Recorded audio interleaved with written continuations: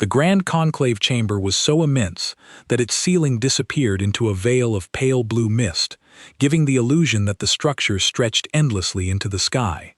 Towering tiers of seats swept outward in perfect circles around a single platform at the center, where the fate of civilizations had been debated for thousands of years. Every seat was occupied. More than 200 sovereign species had gathered, their attention fixed on one solitary figure standing beneath the endless dome. Compared to the vast chamber, she looked impossibly small. Alara Voss, the last human ambassador to the conclave of sovereign worlds, stood alone, in a simple gray diplomatic coat, her hands resting calmly behind her back. She had remained there for 6 long minutes without speaking. No one had invited her to stand. No one had acknowledged her presence. She simply refused to sit. Waiting had become humanity's role for far too long, and Alara had no intention of playing it any longer. Around her, the galaxy's greatest powers watched in detached silence. Towering 4-armed diplomats with silver skin, crystalline beings that shimmered like living diamonds, insectoid monarchs wrapped in ceremonial armor, and creatures so ancient they barely seemed alive, all observed the lone human with quiet curiosity. To them, she was just another insignificant envoy from a young civilization. Within the next few minutes, they would discover they had gravely underestimated the woman standing at the center of the room. There were wide, heavy beings that moved on 6 legs and communicated through vibrations in the floor. There were species so ancient that their translators were older than most human cities. They talked, argued, gestured, and buzzed among themselves, and none of them paid much attention. That was the problem. That had always been the problem. The vote had just ended. The result glowed in pale red letters on the central display above the platform. 312 votes against, 41 in favor. The Kepler Corridor neutral zone request was denied again for the 3rd time in 4 years. Ara looked at the result for a long moment. She did not look angry. She did not look sad. She looked like someone who had already made peace with something a long time ago and was simply watching the last step of a process reach its natural end. Archon Shirel of the Thalvari moved toward the speaker's platform. He was tall and thin, with pale green skin that shimmered faintly under the chamber lights. He was the lead mediator of the conclave, and he had held that position for over 90 years. He was very good at sounding reasonable while doing nothing. "The motion is denied," he said in a calm voice. "The Kepler Corridor remains under shared galactic jurisdiction. The Terran Confederation's request has been noted and filed for future review." Future review. Allah had heard that phrase so many times it had lost all meaning. She stepped off the platform without speaking and walked back to the small human delegation box near the eastern wall. Her assistant, a young man named Patel, handed her a cup of something warm without being asked. He had worked with her long enough to know when she needed it. "Same result," he said quietly. "Same result," she agreed. She sat down and pulled out her communication device. The encrypted channel to Earth's unified command was already open. She had prepared a message earlier, one she had hoped she would not need to send. She looked at it now. It was short. "They won't move. Not even an inch." She sent it. Then she waited. In the seats around the human delegation box, other ambassadors were already moving on to the next item of business. Nobody came to offer sympathy. Nobody came to explain their vote. 3 years ago, a few of them might have, but that was 3 years ago. The drill ambassador, a round creature with enormous dark eyes, glanced at Alara as he passed. He said nothing, but there was something in that glance. Not quite guilt, something smaller. The kind of look a person gives when they know they made a small wrong choice, but have decided not to think about it. Ara watched him go. In the back corridors of the conclave building, away from the main chamber, 2 senior Thalvi officials were speaking in low voices. They did not know that the translation device on the wall behind them was still active, or that it was connected to the human delegation's monitoring system. "They will complain again next cycle," one of them said. "They always do," the other replied. "Humans and their fairness. It is almost sweet. They have 41 votes. They cannot block anything, cannot pass anything, cannot do anything without us." Exactly. So they will keep coming back, because what else would they do? Leave. Both of them made a sound that served as laughter in their language. Patel was listening through his earpiece. He glanced at Era. She already knew. She had known for years. She just needed to hear it said out loud so that it could be part of the official record. 6 hours later, the response from Earth arrived. Ara opened it in private, in the small room the conclave provided for human delegation use. It was a plain room, a table, 4 chairs, a window that looked out over the silver rooftops of Futhkara Prime's capital city. She had spent a great deal of time in this room over the years. She had written reports here, prepared arguments here, rehearsed speeches here, that she had believed at the time might change something. The message from Unified Command was 2 words, followed by a code designation, Omega Protocol. She sat with it for a moment. She breathed. Then she closed the message and stood up. She found Patel in the outer room and told him to begin packing everything. Every document, every device, every small personal item that had accumulated over the years. She told him to have it all moved to the transport by morning. He looked at her. He understood immediately. He did not ask questions. The next morning, Aravos walked into the main chamber of the Conclave of Sovereign Worlds for the last time. The session had just opened. 200 species sat in their curved seats. The great mist floated near the ceiling. The central display glowed softly. She walked to the central platform. Archon Suel noticed her. He frowned slightly because she was not scheduled to speak. But before he could say anything, she placed her diplomatic credentials on the platform surface, a flat silver card embedded with the seal of the Terran Confederation. She set it down carefully, the way a person sets down something they will not be picking up again. Then she spoke. Her voice was clear and calm.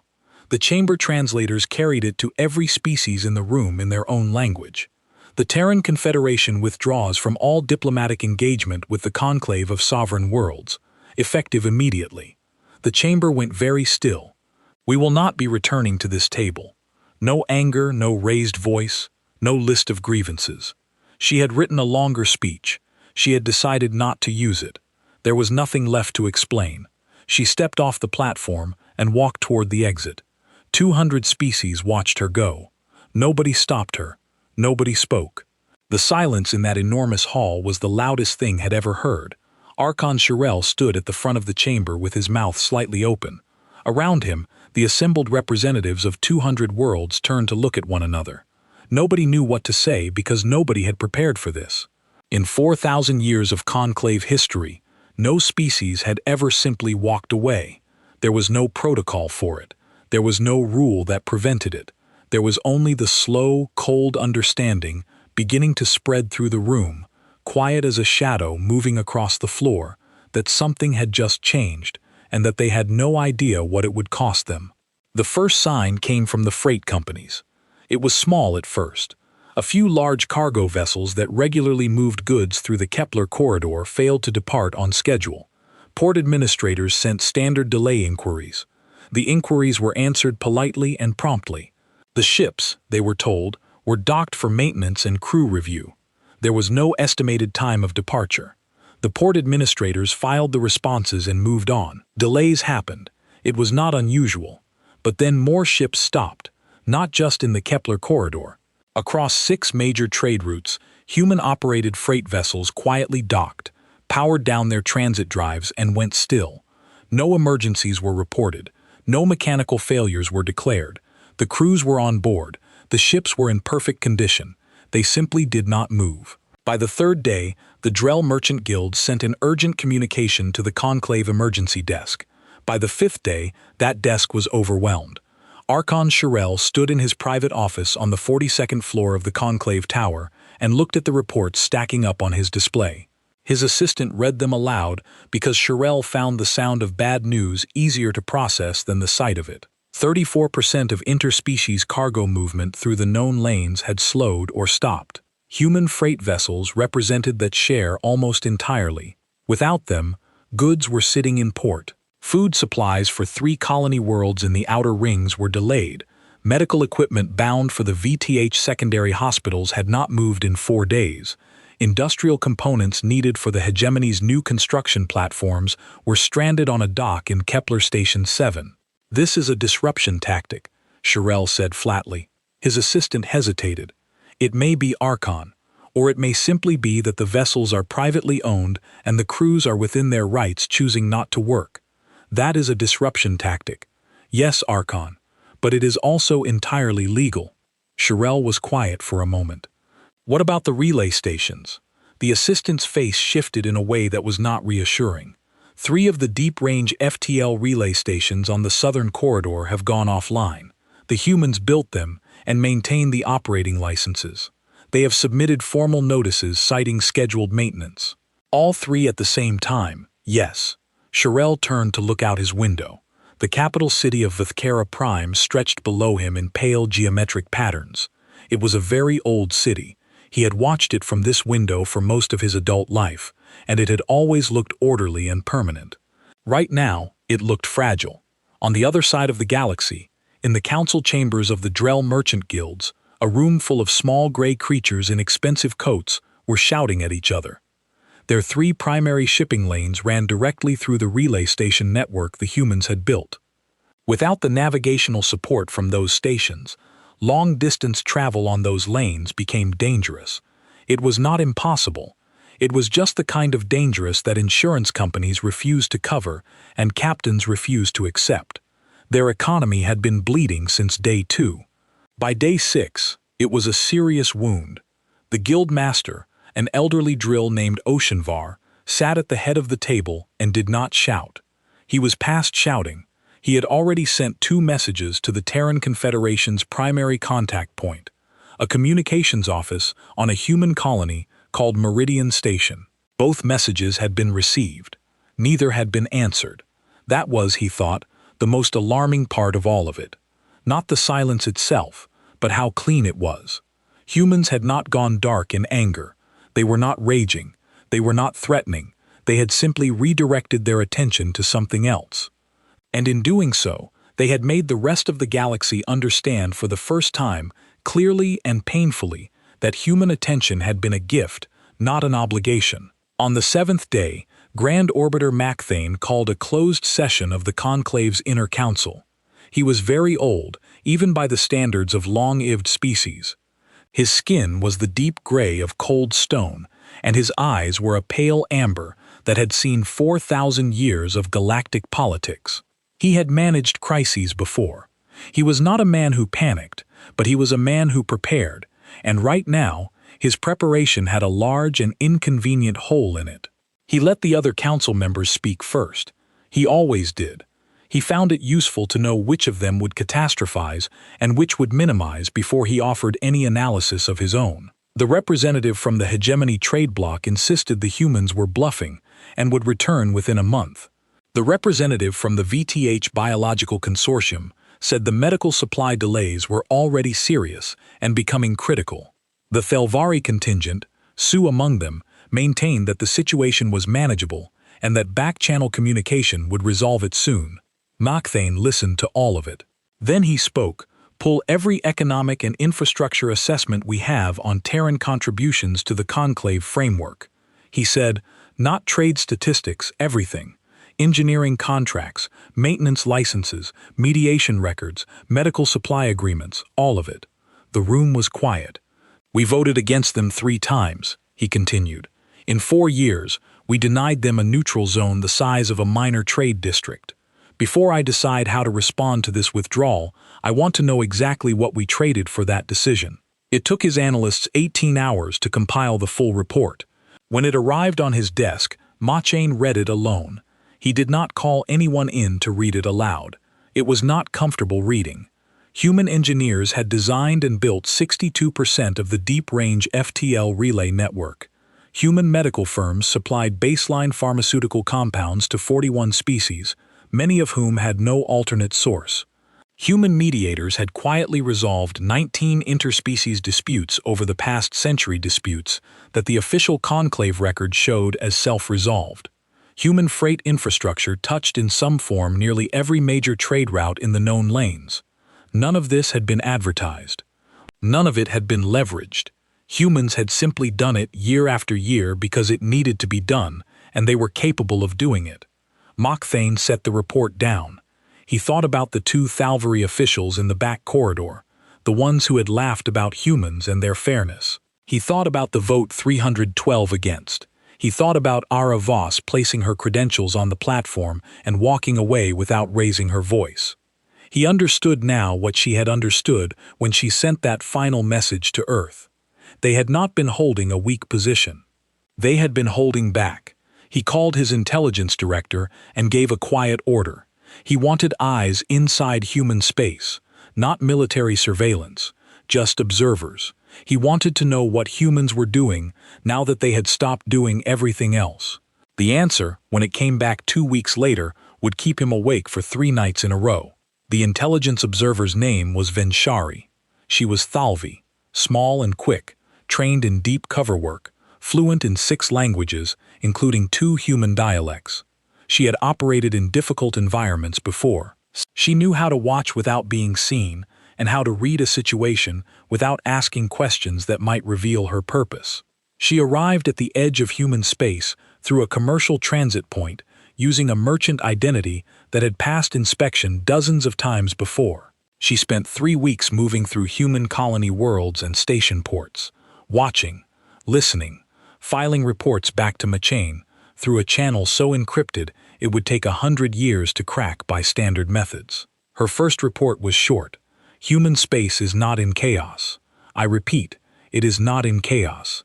It is the opposite of chaos. I don't have a better word for what I'm seeing. I'll try to describe it. Her second report was longer. Every port she visited was active. Construction platforms were running around the clock. New relay infrastructure was going up at a pace she found difficult to believe given the scale of the work involved. Cargo routes were busy. Not the interspecies routes which were still quiet, but internal human routes moving materials from one colony to another. Whatever they were building, they were moving the pieces for it constantly. But the most striking thing was not the activity, it was the people. She had expected to find a population under stress. She had expected tension, maybe fear, maybe the quiet resentment of a people who had made a dramatic choice and were now living with the consequences. She had been prepared for that. She knew how to read stress in humans. She had studied them for years. What she found instead was something she had no training for.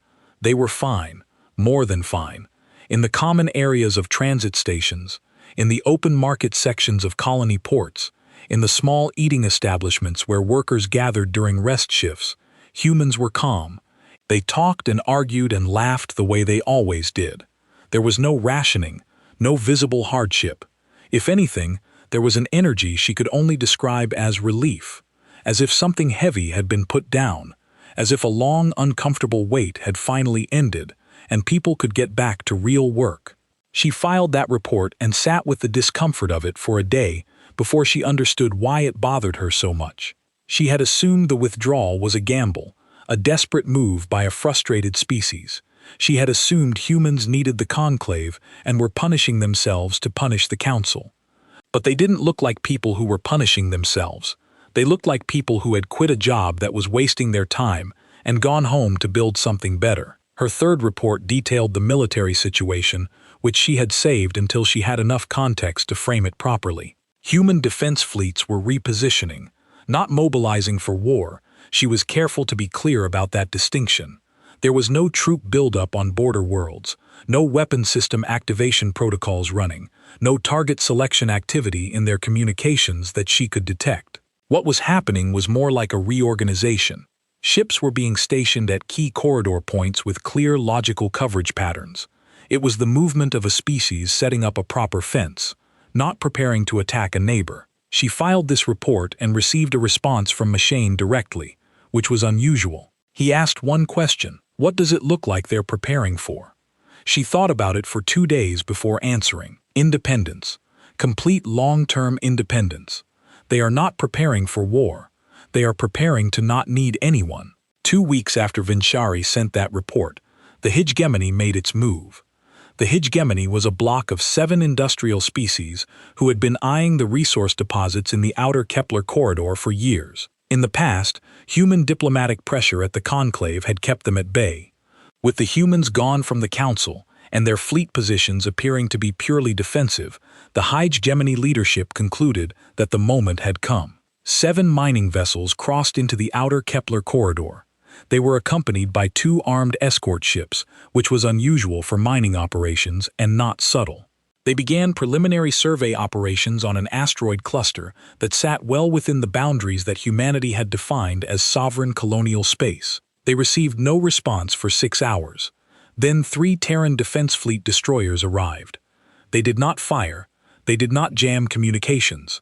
They moved into a clear holding position between the hegemony fleet and the asteroid cluster, and they broadcast a single short message on an open frequency that every ship in the region could hear. You are in Terran sovereign space.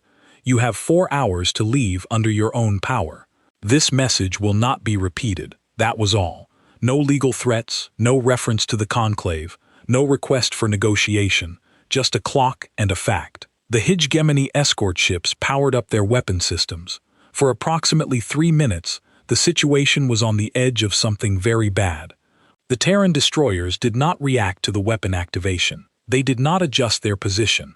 They did not power up their own weapon systems in response. They simply stayed where they were, patient and absolute like a wall that had decided it was a wall and had nothing more to discuss. The HFY fleet commander later reported that the thing which made him order the retreat was not the firepower of the 3 destroyers. It was that calm, that complete and total lack of urgency. The humans were not bluffing, and they were not afraid, and they were not even particularly angry. They were simply certain. Certainty, the commander decided, was more frightening than rage. The hegemony fleet left. No shots were fired. When the report of the incident reached Macthane, he read it twice. Then he called in his senior advisor, a long Irving VTH official named Darius, and he told her to close the door. "They're not coming back," he said. Darius had worked with him for 40 years. She chose her words carefully. "We don't know that yet." "I know it," he said. He pushed the incident report across the desk toward her. "Look at the response time. Look at the message. They have standing patrol positions in that corridor already. This was not a reaction. It was a prepared response." He paused. "They planned for this. Not the hegemony incident specifically. The whole situation. They knew this was coming before they walked out of the chamber." Durkis looked at the report. She was quiet for a long moment. "Then Voss's withdrawal wasn't the beginning," she said slowly. "No," Macthane said. "It was the last step of something they started building long before she ever put those credentials on the platform." He stood and moved to the window. "We spent 2 centuries studying human warfare. We built threat assessments, weapon comparisons, tactical analyses." He was quiet for a moment. "We never once studied what would happen if they simply stopped cooperating." Outside his window, 3 freighters from the Drell Merchant Guild sat idle in the port below. They had been sitting there for a month. They would keep sitting there until new navigation infrastructure was in place on the southern corridor. Infrastructure that the conclave did not have the engineers to build quickly. Somewhere across the galaxy, humans were building something. Macthane was beginning to understand that by the time the conclave figured out exactly what it would already be finished. The broadcast came on a Tuesday morning by Earth's calendar, though for most of the galaxy, it arrived in the middle of whatever their equivalent of night was. It did not matter. People woke up for it. Port operators left their consoles and gathered around shared screens. Ambassadors were pulled from their beds by frantic assistants. In the conclave tower on Vithara Prime, Archon Shirel was still pulling on his formal coat when his aide turned up the volume. The signal was clean, clear, and strong enough to reach every inhabited system in the known lanes simultaneously. Humans had been building a new deep-range transmission network for weeks. Now the galaxy understood what it was for. Ara Voss appeared on screen. She was not standing in a grand hall. She was not dressed in ceremonial clothes. She sat at a plain table in what looked like a working office with star maps visible on the wall behind her. She looked exactly like what she was, a person with work to do and something important to say before she got back to it. She spoke for 11 minutes. She called it the Terran Compact. She described it in plain, clear terms. It was an independent alliance, open to any world or species willing to operate outside the conclave's framework. Member worlds would have equal standing regardless of size, population, or economic weight. No single member could block the votes of others simply by being larger or older. Disputes would go to neutral arbitration, not political committees where the powerful could stall indefinitely. Infrastructure, the relay stations, the freight routes, the medical supply networks would be shared equally among members, not held as leverage. She did not spend time criticizing the conclave. She did not list grievances or deliver accusations. She simply described what the compact was, and in describing it, she let the contrast speak for itself. By the time the broadcast ended, the communications desk at the conclave was already receiving signals from 3 different species requesting clarification on the compact's membership terms. By the end of that day, it was 12. The first full member to sign was a small world called HFY, home to a quiet agricultural species that had been a conclave member for 200 years and had spent most of that time having their trade requests delayed and their complaints filed away for future review. Their ambassador signed the compact charter without ceremony and sent a 1-sentence notification to the conclave. We have found a better arrangement. The second was a mining collective in the outer rings whose entire transport system had been dependent on human freight operators. They signed because they had seen what cooperation with humans actually looked like when it wasn't filtered through conclave bureaucracy, and it looked like reliability. The third, fourth, and fifth came in quick succession over the following 2 days, and each one added pressure to the next, because each signature made the compact look more real, and the conclave's silence look more like helplessness. Shurel requested an emergency session. He called the compact an illegal secession from established galactic order. He used the phrase destabilizing unilateral action 4 times in his opening statement. The response from Al-Arvas came the same afternoon, broadcast on the same wide-range signal as the original charter. The Terran Confederation was a member of the conclave, she said. Not a territory, not a dependent. A voluntary member. Members may leave. The right to leave was written into the original conclave founding documents by the species that created it.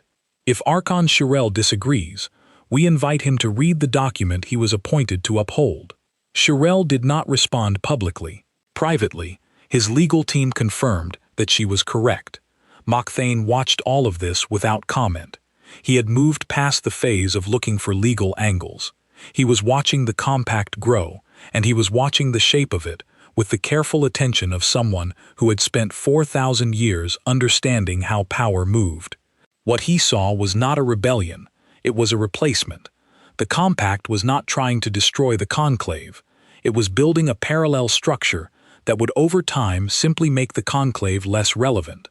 Every species that joined took some part of the conclave's economic weight with them. Every relay station the humans brought online for compact members was one more node that the conclave did not control. It was patient, structural, and almost elegant in its deliberateness. Then came the moment that proved the compact had real teeth. A conclave trade enforcement vessel attempted to intercept a compact supply convoy on the southern transit lane.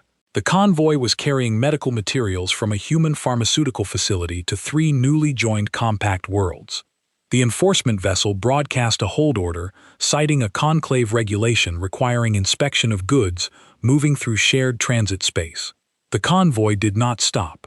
Its escort, 2 Terran defense ships and 1 vessel from a compact member species, kept moving at standard transit speed.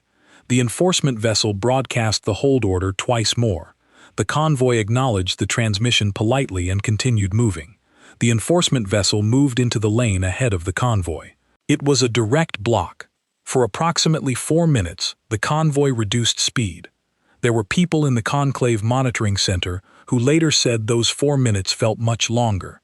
Then the escort ships moved forward, closed to a short distance from the enforcement vessel, and broadcast a simple message. You are blocking a medical supply convoy on a transit lane that is not under conclave jurisdiction. Move your vessel, or we will note this as an act of hostile interference in our official record and act accordingly. You have 2 minutes. The enforcement vessel moved. No shots, no damage. But the message was clear to everyone watching. The compact would not yield on principle, and it had the ability to back that up. Inside the conclave, the reaction was not anger. It was fear, which was different and harder to manage. Admiral Cassian Rhee, head of Terran Defense, watched the footage of the transit lane standoff from his desk at Terran Command Headquarters. He was a broad, gay-haired man who had commanded ships for 30 years and had the habit of sitting very still when he was thinking hard. He sat still for a long time after watching it. He called Aravos on a secure channel. "They'll push harder next time," he said. "I know," she said. "Are we ready for that?" She was quiet for a moment. "We're ready to not blink. Whether they push to actual force," she paused. "That depends on whether Mokthane is as smart as I think he is." Rhee considered that. "And if he's not, then we'll find out what we're really made of," she said simply. "But my guess is he's smart enough to know that a war with us right now, while the compact is growing and half the galaxy is watching, that's not a war the Conclave wins, even if they have more ships." She was right about one thing. Mokthane had already done that calculation. He had done it 3 times from 3 different angles, and he got the same answer each time. He sat alone in his office for a long time that night. Then he made a decision that no grand arbiter of the conclave of sovereign worlds had made in 4,000 years of recorded history. He was going to go and speak to the humans himself. Not through channels, not through intermediaries. He was going to go to them on their ground, and he was going to do it because it was the only move he had left that did not end in something that nobody could walk back from. He began preparing for the journey without announcing it. He told almost nobody. What he told his staff was that he was taking a private diplomatic trip for health reasons. His staff, who had known him for decades, did not believe him for a second. They packed his bags and arranged his transport and said nothing, because that too was part of what working for Machine required. The Grand Arbiter was going to meet the humans, and for the first time in his very long life, he had no idea how the meeting would go. Meridian Station sat at the edge of Terran space like a quiet landmark. It was not a military installation. It was not a grand diplomatic facility. It was a working transit station, mid-sized, functional, built for cargo transfers and crew rest, and the ordinary business of keeping colonies connected. The corridors smelled of machine oil and coffee, and the observation deck looked out over a stretch of open space that was, depending on which maps you consulted, either the boundary of human territory or the beginning of unclaimed lanes.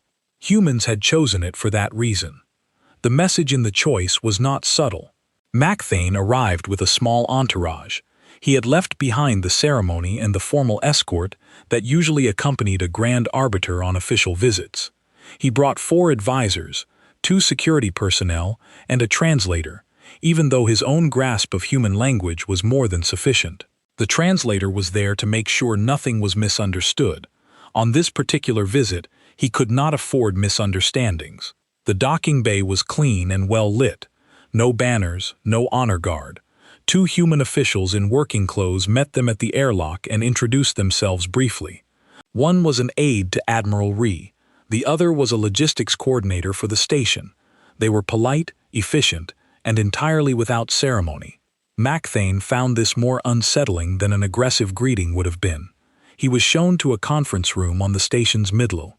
It had a long table, plain chairs, a wide window looking out at stars, and a pot of something hot that one of the human aides explained was tea available if he wanted it. He did not want it, but he appreciated being offered. All Voss arrived 7 minutes later, with Admiral Cassian Rhee beside her. They sat across the table. No performance, no preamble. Allah folded her hands on the table and looked at him with the same calm, steady expression.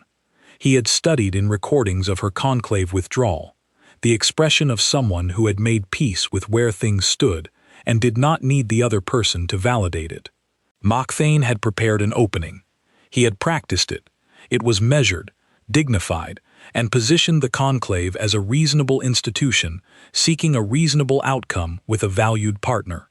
He looked at Aller Voss and realized his opening was wrong for the room. He set it aside and spoke plainly. "We made errors," he said. "I am here because I believe those errors can still be addressed if both sides are willing." Ara did not respond immediately. She reached to the side and brought a flat case onto the table, opened it, and removed a document, a physical document printed on paper, which Mokthane found momentarily strange until he understood the choice. Paper could not be altered after the fact. Paper was permanent in a way digital records, however encrypted, were not. She slid it across the table to him. He looked at it. It was a ledger, columns and rows of figures, dates, and descriptions. He recognized the format. His own analysts used similar documents. He began reading. It was a complete accounting of every significant contribution the Terran Confederation had made to the conclave of sovereign worlds over 200 years. Engineering contracts, relay station construction, maintenance agreements, mediation services provided at no cost to the conclave record, medical supply agreements, freight infrastructure development, emergency assistance provided during 3 interspecies crises that the official conclave history credited to collective action. Every line had a date. Every contribution had a value. And beside each one in a second column was a corresponding record of what humanity had requested from the conclave in the same period. The second column was much shorter, not because humans had asked for little, because most of what they had asked for had been denied. Mokthane read through the document slowly. His advisors were quiet. Ara and Ree were quiet. The station hummed softly around them. He came to the last entry. It was the Kepler Corridor Neutral Zone request. 3 votes, 3 denials. The dates were precise. Below the final denial was a single line. Vote to withdraw passed unanimously by Terran Unified Command. Date of execution, the day of Ambassador Voss's final appearance before the conclave. He set the document down. He thought about what to say. He thought about the 4,000 years of history behind his position. He thought about the weight of representing 200 species, the complexity of balancing competing interests, the reality that in a body of that size, small members were always at risk of being treated as background. He thought about all of that, and then he thought about the 2 officials in the back corridor who had laughed about humans and their fairness. All spoke before he could find the right words. "Did we matter to you, Arbiter?" Her voice was quiet, not angry, not bitter, just direct, in the way of a person asking a question they actually want answered, or only what we carried. The room was very still. Mokthane had governed for 4,000 years. He had navigated wars, collapses, crises, betrayals, and the slow, grinding work of keeping an enormous and fractious civilization from tearing itself apart. He had never been asked a question quite like that, and he discovered sitting in that plain room on a mid-level deck of a working station at the edge of human space that he did not have an answer he was proud of. "I think," he said carefully, "that the conclave treated your contributions as infrastructure and your requests as inconvenience. I think that was wrong, and I think the people responsible for that did not understand what they were risking, because they had never been asked to imagine the cost. It was not an apology, not quite, but it was honest, and Aller Voss had spent enough years in diplomatic rooms to know the difference between honesty and performance." She nodded once. "Then here is where we are," she said. "The Terran Confederation will not return to the conclave as a member. That door is closed. What is open is this. The conclave may apply for access to compact infrastructure, trade access, relay network access, and freight route cooperation on terms set by the compact, reviewed annually and cancelable by either party with 90 days' notice." She paused. "Equal terms, no exceptions for size or seniority, no veto rights. No preferential treatment in either direction." Mokthane looked at her. Then he looked at Admiral Ree, who had not spoken once during the entire meeting and had not needed to. His presence said everything that needed to be said about the other dimension of this conversation. "And the compact itself?" Mokthane asked. "Will continue to grow," Ara said. "We are not asking for your permission, and we are not asking you to endorse it. We are simply telling you that it exists and that we are open to a working relationship rather than a hostile one." There was a long pause. "That is not the reunion I came here to propose." Mokthane said. "I know," Ara said, "but it is the one we are offering." He thought about refusing. He thought about leverage and pressure and the long game of diplomatic maneuvering. He thought about all the tools he had used for 4,000 years to bring reluctant parties back to the table. And then he thought about those 3 destroyers in the Kepler corridor, sitting patient and still in front of the hegemony fleet. He thought about the compacts, 12 members becoming 15, becoming 20. He thought about the transit lane standoff and the conclave enforcement vessel that had quietly moved aside. He thought about Venturi's report. They are preparing to not need anyone. I will take the proposal back to the conclave inner council. He said that's all we asked. Allah said the meeting ended without ceremony, the same way it had begun. Mokthane's entourage was escorted back to the docking bay. His shuttle undocked smoothly and pulled away from Meridian Station into open space. He sat in the forward cabin and watched the station shrink through the porthole until it was just a small light among many. His senior aide, Durkis, sat beside him. After a while, she asked the question he had known she would ask. Did it go well? He was quiet for a long moment. Outside the porthole, the stars moved slowly as the shuttle adjusted its heading for the long journey home. We spent 2 centuries studying human warfare, he said. Finally, we built threat models and weapon assessments and tactical simulations. We asked every question about what humans would do if they decided to fight us. He paused. We should have spent that time studying human patience. Darius said nothing. There was nothing useful to add. Back on Meridian Station, Aller-Voss stood at the observation deck window and watched the shuttle's engine trail fade into the dark. Ree stood beside her. He'll bring it to the council, Ree said. Yes, she said, and they'll argue about it for months. Yes, she said again, they will. She watched the last of the light disappear. That's fine. We have work to do in the meantime. She turned away from the window and walked back toward the working part of the station, toward the maps and the schedules and the 1,000 small tasks that building something new and real required. There was no celebration in her step, no relief. Exactly. Just the steady, purposeful movement of someone who had finished one thing and had a great deal more still to do. The conclave of sovereign worlds would argue and deliberate and eventually probably accept the terms, or it would not, and the compact would continue growing without it.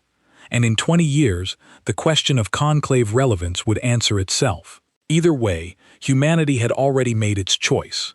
They had come to the galaxy in good faith, offered their work, asked for fairness, and been ignored. They had waited and tried and waited again, and finally set down something they should have set down years before, and then they had gotten back to building. That was in the end the most human thing about all of it. Not the withdrawal, not the compact, not the destroyers in the corridor who did not blink. The fact that the moment the decision was made, they stopped looking backward entirely. There was too much ahead of them to waste time on what was behind.